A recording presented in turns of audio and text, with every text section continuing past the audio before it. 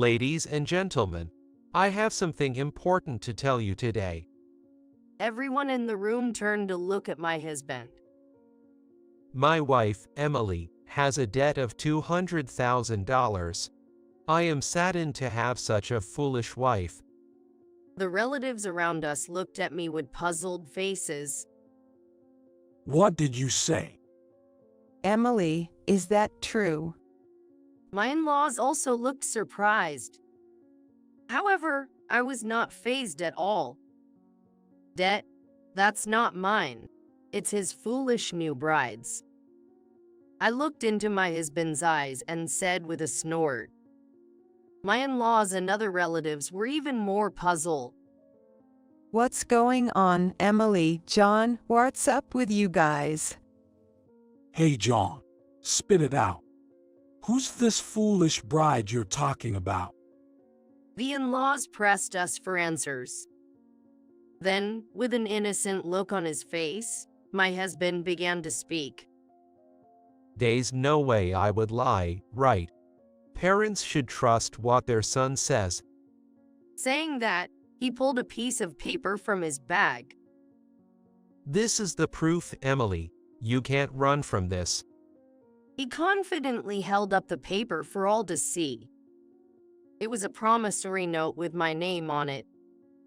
I am Emily, 30 years old. After graduating from high school, I went to a vocational school for video production and have been working as a CG creator at a production company in the city.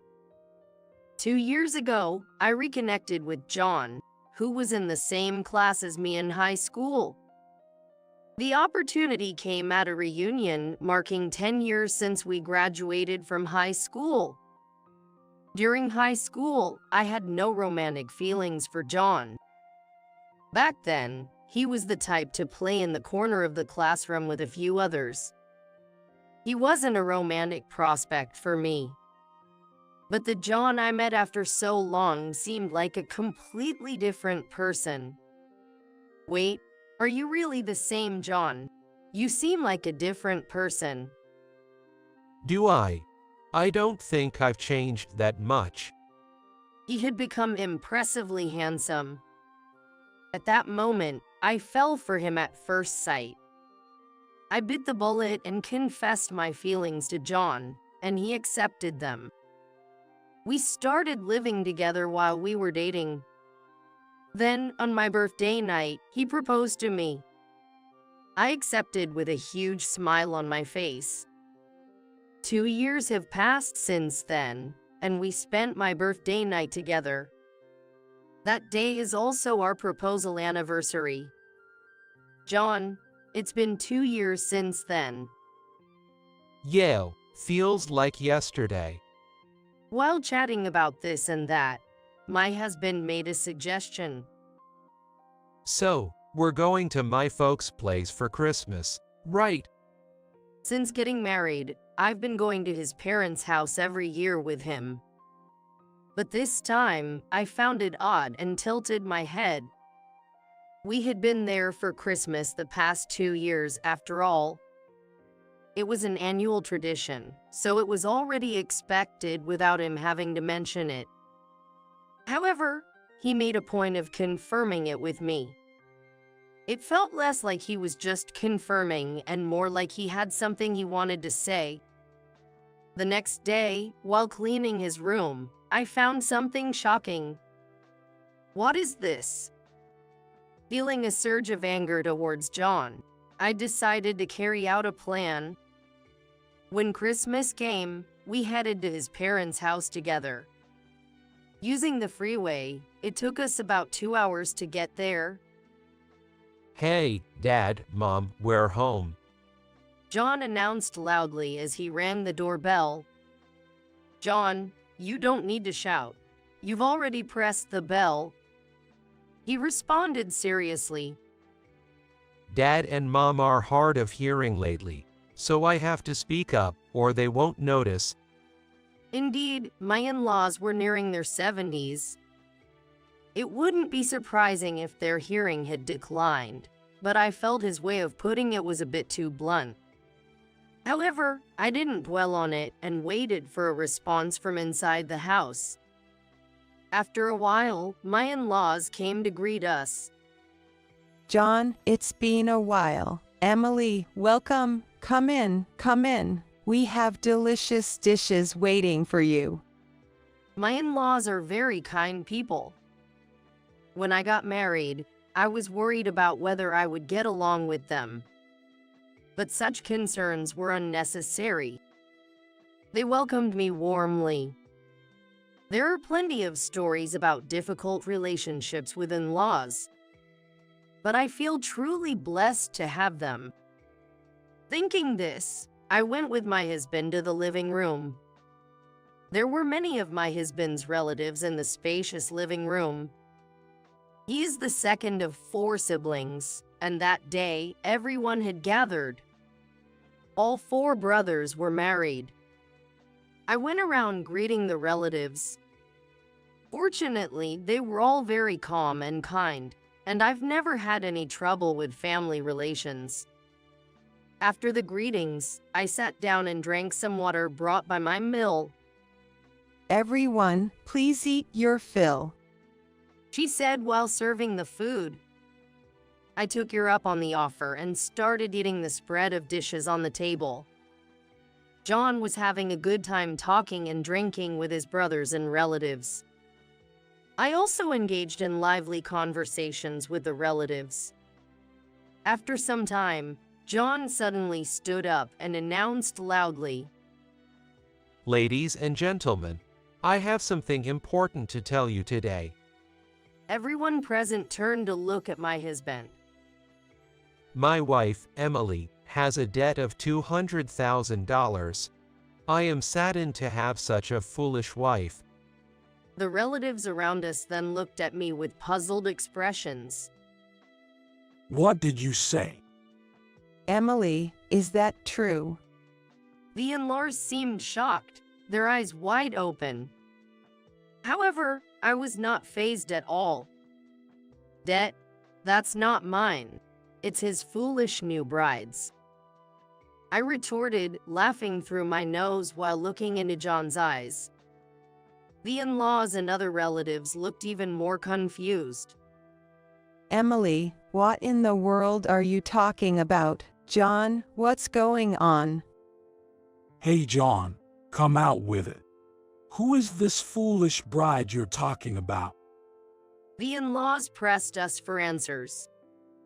Then, with an unaffected expression, my husband began to speak. There's no way I would lie, right? Parents should trust what their son says. He stated, then pulled a piece of paper from his bag. This is the proof. Emily, you can't run from this. He confidently raised a paper high. It was a promissory note with my name on it. Why would you have such a thing? I don't remember signing this. I said truthfully, but I felt cold stares from the relatives. My husband continued. As it stands, I'm considering divorcing Emily. First, be honest and apologize to the relatives here. I sighed deeply. What an impossible person. I murmured, feeling a laugh rise within me. You're right, being honest and apologizing is best. But shouldn't that be coming from you, John? John tilted his head at my words. What are you talking about? Are you out of your mind? Only someone unhinged would borrow such a large amount. He scoffed at me. In the next moment, Mill looked at me and said, Emily, what's this about? There's a promissory note, and with all this sudden talk, I'm about to lose my mind. We can't just leave things unclear. I want to hear your side of the story too. She spoke while looking me straight in the eyes. My Phil had tears in his eyes. Seeing the in-laws like this, my eyes started to well up with tears too. Feeling guilty about betraying the trust of my in-laws and the other relatives, I stated the facts clearly. I repeat, I did not borrow $200,000. In fact, I don't have any debt at all. That's the truth. After saying this firmly, John next to me slammed his hand on the table. I have something to say. He declared as he stood up. Emily, you've been cheating, hadn't you? I was stunned. It was creepy how he confidently brought up such baseless accusations in front of all the relatives. Recently, Emily has been acting strange. She's constantly checking her phone sneakily and has started working more weekends. These are all signs of cheating I read about online. That's why when I did some digging, I found this promissory note. And where did you borrow from? I've never heard of this financial company. I can't live with a woman who deals with loan sharks. I want a divorce. To me, John's story sounded like a joke. He continued. Why are you silent? You're ruining our Christmas with your nonsense. Just admit it, you're swamped in debt. I responded with full force. As you said, it's time to tell the truth. But I've been telling the truth all along. It's John who needs to come clean.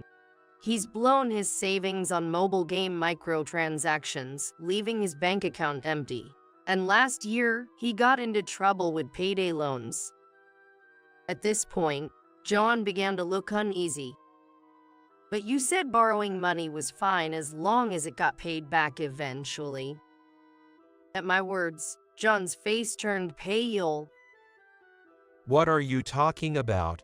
I don't remember doing such things.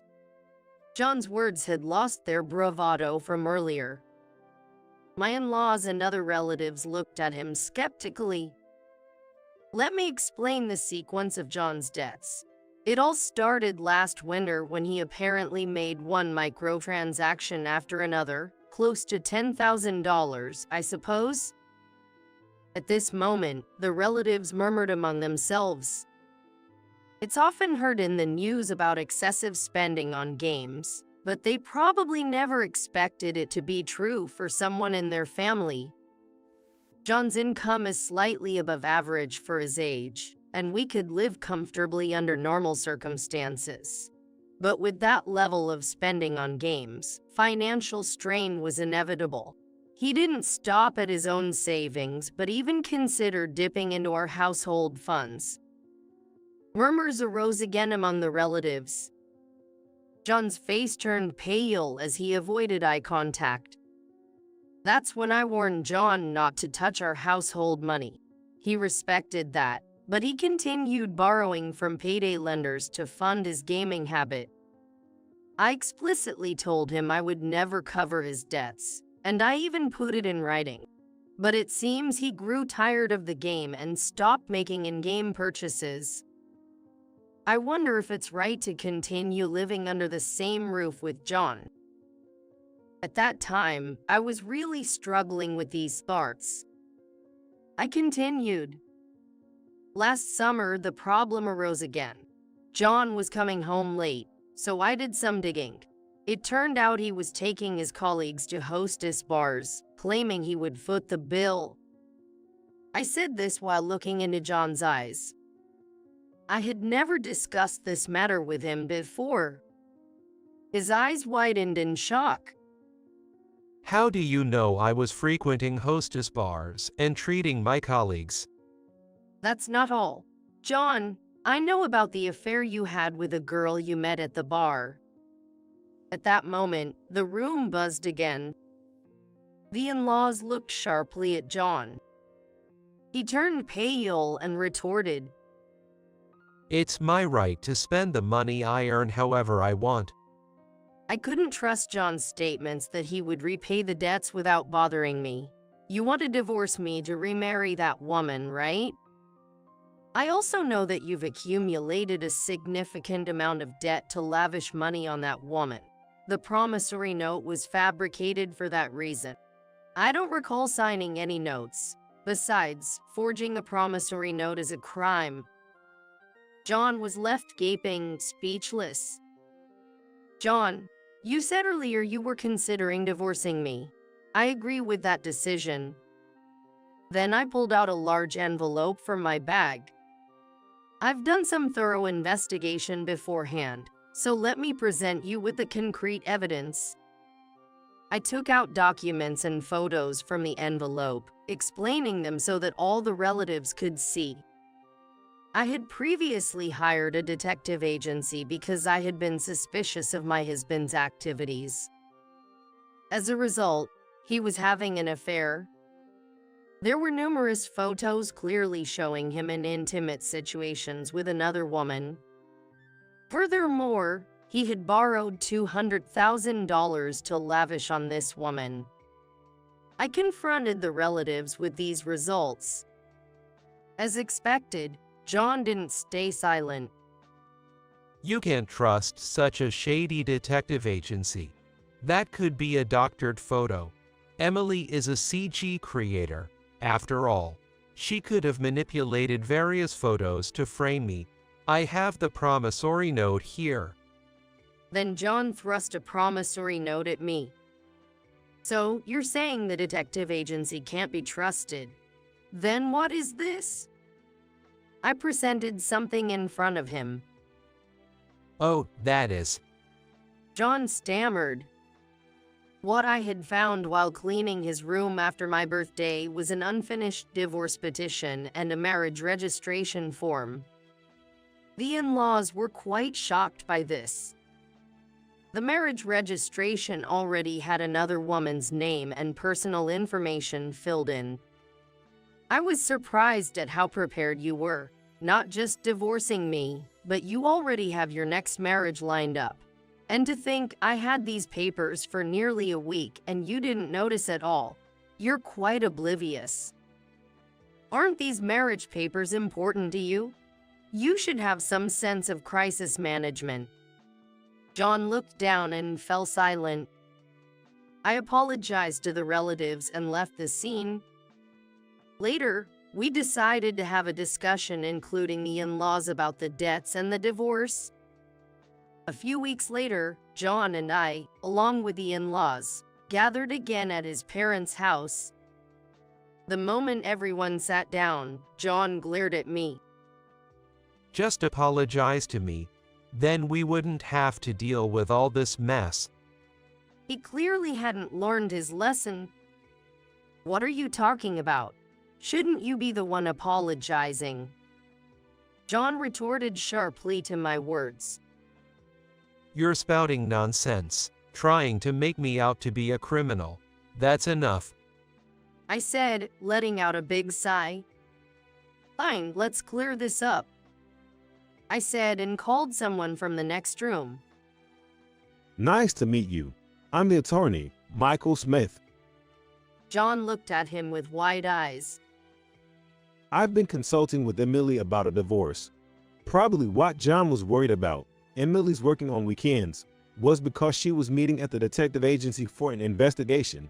Thanks to Emily's cooperation, we've been able to gather a lot of evidence about John's affair. John turned pale. The attorney proceeded.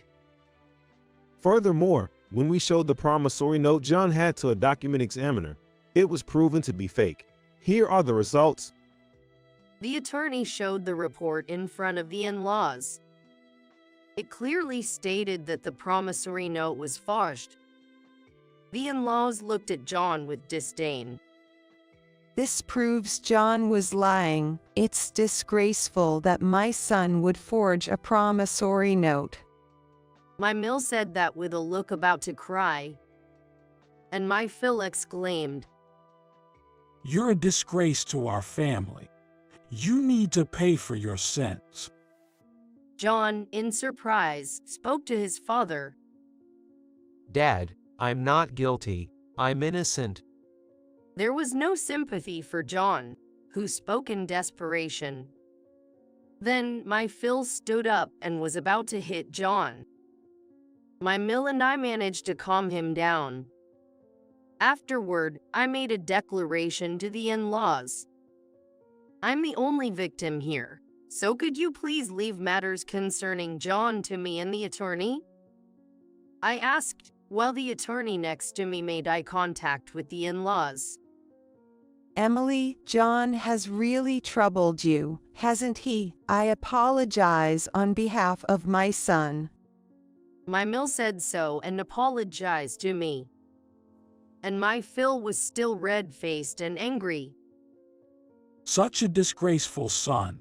Forging a promissory note is unbelievable. I felt that my father-in-law's words were filled with anger and love. Eventually, through dealings with the attorney, my innocence was proven. John and I got divorced, and the in-laws, along with the rest of the family, cut ties with him. John was left with debts and no one to rely on. Though we could have sued him for forgery, John declared to the attorney and me that he would repay the borrowed money himself, so I decided not to press charges. Meanwhile, the ordeal had stressed me out, and I ended up needing psychiatric care for a while. I took a month off work, but my understanding boss approved my leave. During my recovery, John's parents contacted me. We've explained everything to our family, so don't worry. If you need anything, feel free to rely on us. John's parents' words encouraged me. Since returning to work, I've been working hard every day. However, I still occasionally have nightmares about John. Recovering from the mental shock will probably take time. I still visit the hospital every 2 months. After all, it was a deep betrayal by someone I once loved deeply. Yet, I felt saved by the kindness of my in-laws. And the people at my workplace were very understanding. I'm really grateful for this because mental matters aren't easily understood by others. Rumors say that John, my ex-husband, has quit his job. The scandal seemed to have spread through his company, leaving him with no place there. He's now working part-time jobs from morning till night to pay off his debts. Moreover, his affair partner left him after finding out about his debts. It serves him right. Since returning to work, I've been involved in a project as a CG creator for a new animated series. I'm really excited about this highly anticipated work. For now, I've decided to prioritize my work over romantic relationships. I'm determined to diligently handle the tasks before me at my own pace.